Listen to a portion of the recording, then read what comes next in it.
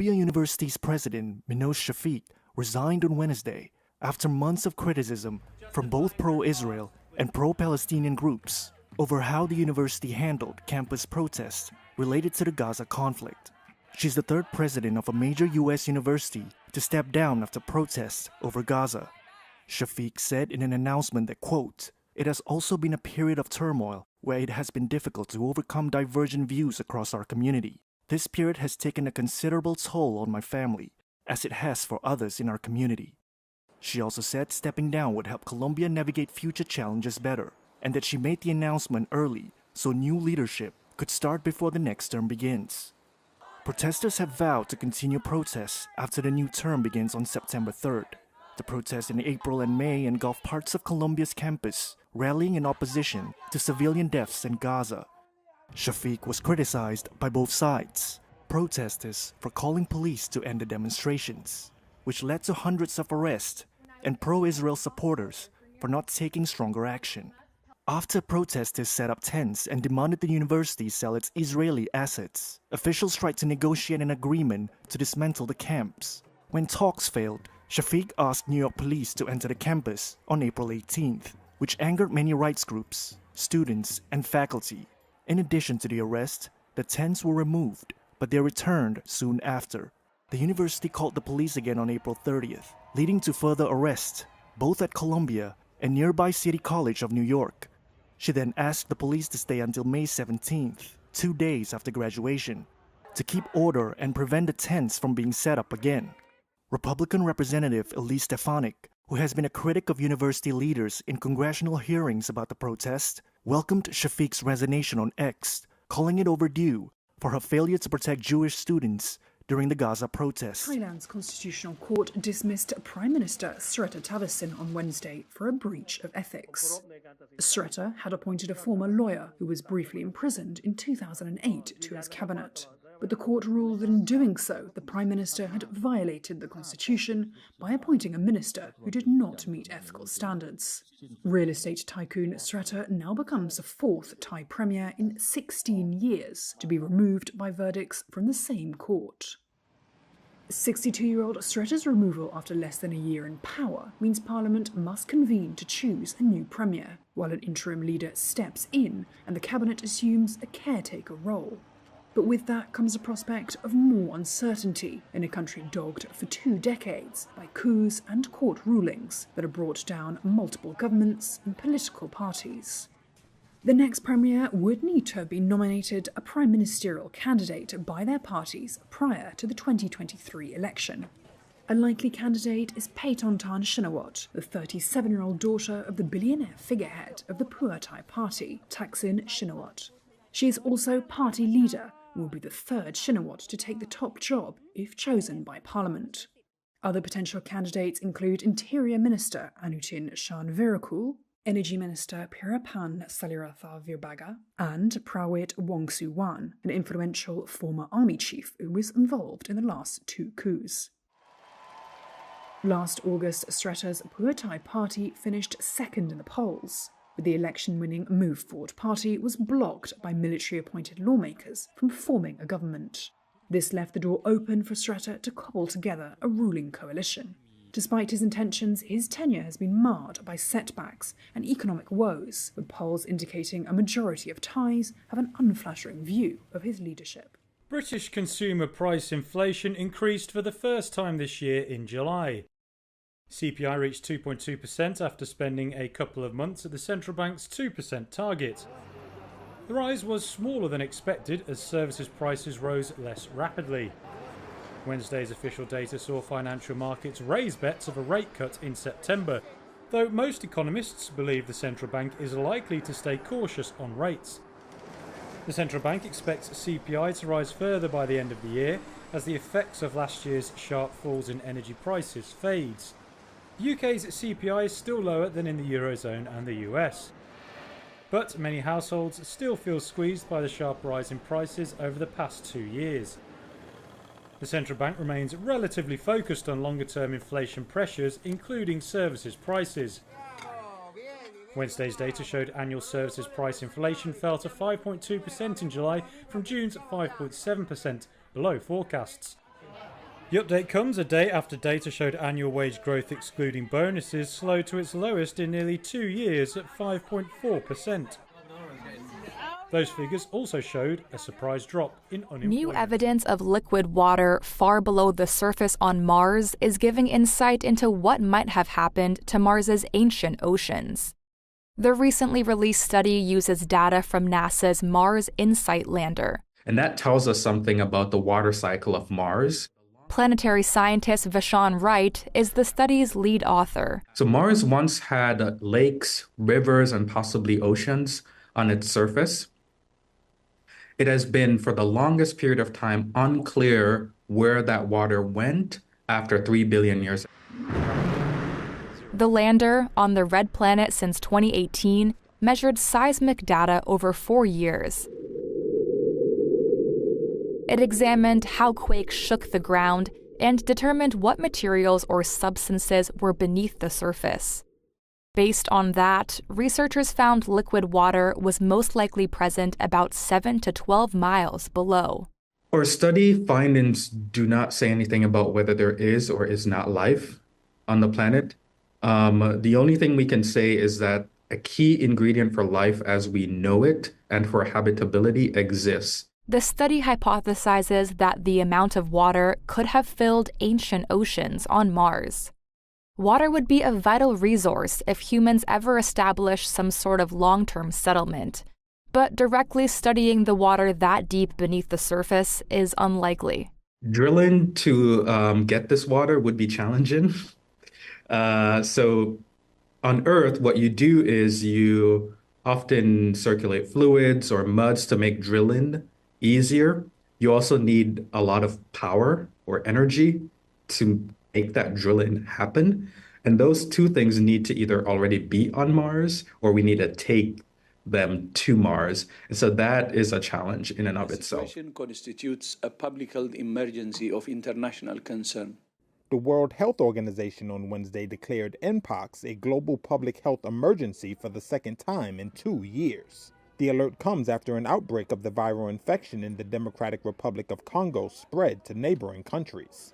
WHO Director General Tedros Adhanom Ghebreyesus. The detection and rapid spread of a new clade of Mpox in eastern DRC, its detection in neighboring countries that had not previously reported Mpox, and the potential for further spread within Africa and beyond is very worrying.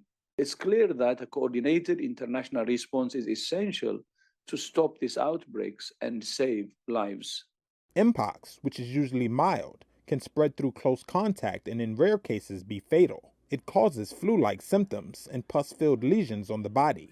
The outbreak in the Congo began with the spread of an endemic strain known as Clade 1, but a new variant, Clade 1b, appears to spread more easily through routine close contact, including sexual contact. It has spread from the Congo to neighboring countries including Burundi, Kenya, Rwanda, and Uganda, triggering the action from the WHO. Tedros said on Wednesday that the WHO had released $1.5 million in contingency funds and plans to release more in the coming days. WHO's response plan would require an initial $15 million, and the agency plans to appeal to donors for funding.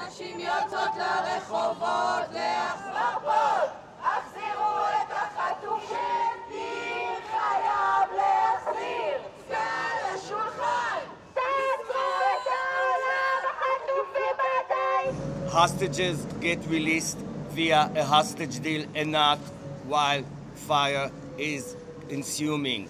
We need a ceasefire to get them all back. We cannot trust the Israeli government anymore.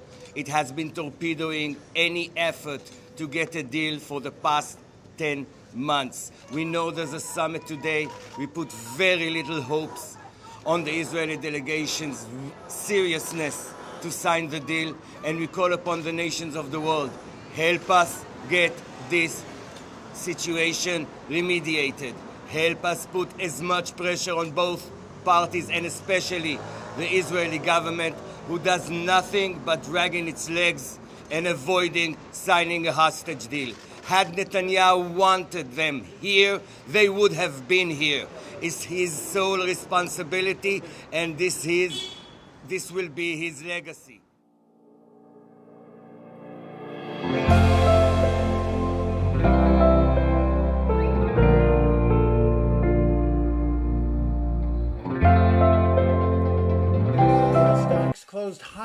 Wednesday, as the latest inflation data reassured investors betting the Federal Reserve would start cutting U.S. interest rates next month.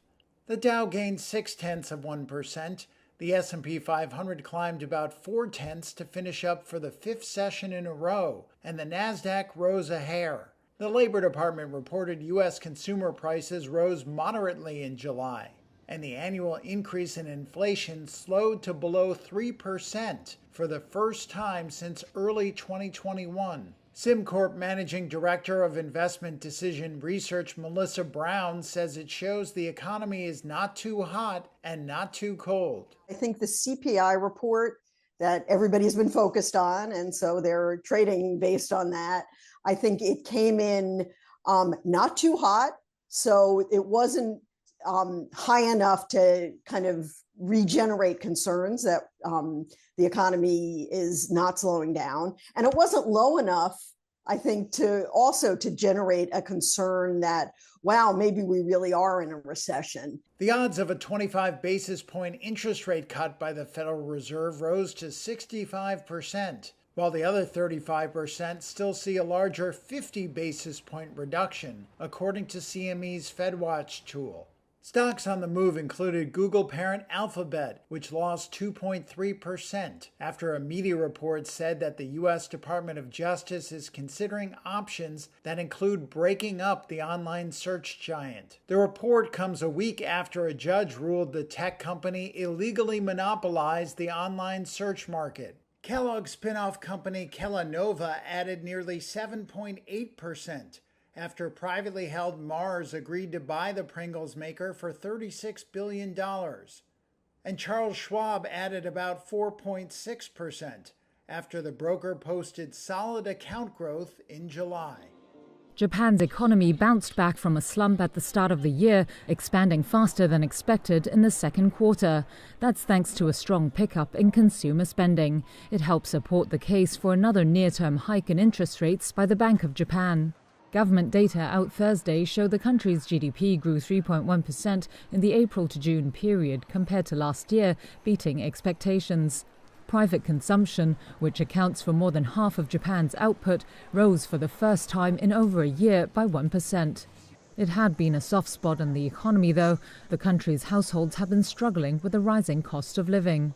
That's been blamed at least in part on higher import prices because of a weak yen. That same weak currency has seen a surge of tourism, giving retail sales at businesses like Uniqlo a boost.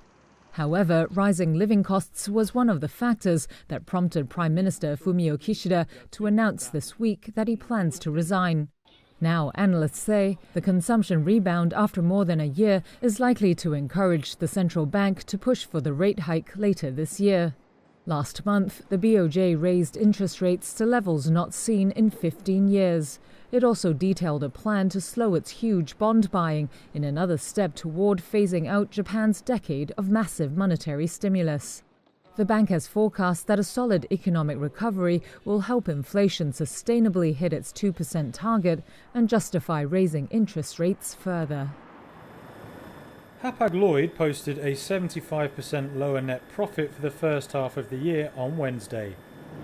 It hit close to $804.5 million in the 6 months, down from more than $3 billion a year earlier. But the German container firm focused on a higher full-year earnings outlook and stressed its market strength. CEO Rolf Haben Jansen called the first half very good due to strong demand and better spot rates. He further said Hapag-Lloyd had added new ships and containers to meet higher capacity requirements due to the security situation in the Red Sea. Since November, Yemen-based Houthi militants have hurt global trade by forcing ship owners to avoid the popular Suez Canal trade shortcut after a number of attacks. Looking ahead, Hapag-Lloyd expects earnings before tax to reach up to $4.62 billion.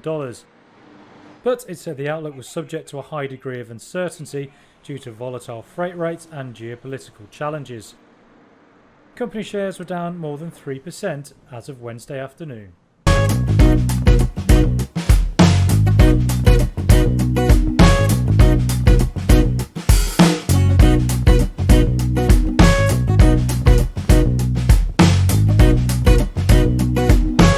Taylor Swift returns to London on Thursday, resuming the world's biggest ever concert tour after her Vienna dates were cancelled when an Islamic State-inspired attack was foiled. British police say there's nothing to indicate those events would impact Swift's 5 appearances at Wembley Stadium, where 90,000 people are expected to cheer her on each evening. Security is set to be tight, but counterterrorism expert Chris Phillips says stadiums like Wembley are as safe as anywhere in the world. The fact that this incident happened in Vienna just raises the temperature a little bit around security. You may well see more security guards doing more work outside the venue. Stadium security has told fans gathering around the stadium without a ticket, known as tailgating, that they will be moved on. Those who do have tickets will enter via metal detectors. Experts also said they expected staff to be re-vetted after a suspect in Vienna secured a job providing services at the Austrian venue. Timothy Gallagher is the chief security officer at Nardello & Co. The insider threat is the one that's capable of doing the most damage. A hybrid threat is going to do a lot of damage as well, like where they have people on the inside and on the outside. Even if the one on the inside is just giving information. Oh my God. Another security expert at the firm G4S told Reuters that British authorities had learned from the Manchester attack in 2017, a bombing at an Ariana Grande concert, which killed 22 people, including young children. Police, venue security, and organizers now work as one to protect a venue like Wembley. Swift's return to Britain could be emotional after recent events. 3 young children were killed at a Taylor Swift-inspired dance class in northern England in July. Swift told her 284 million Instagram followers that she was completely in shock over the loss of life and innocence.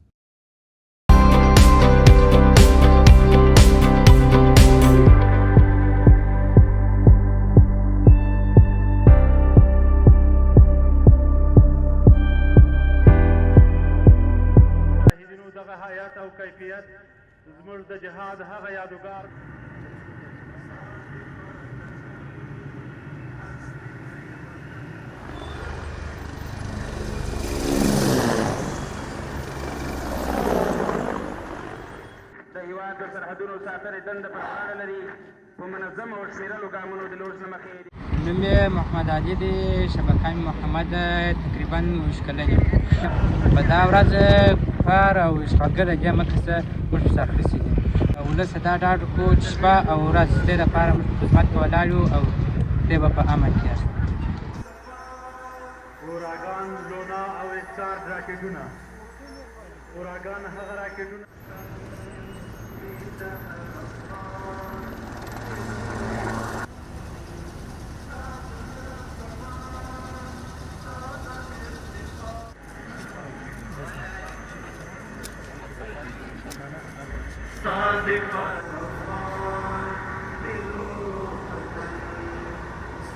And the first most striking trend is the erasure of Afghan women from public life.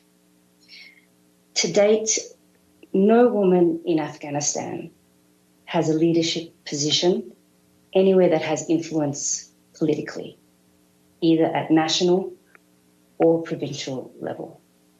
When women are engaged in the Taliban's structures, their roles are largely to monitor compliance of other women with their discriminatory decrees.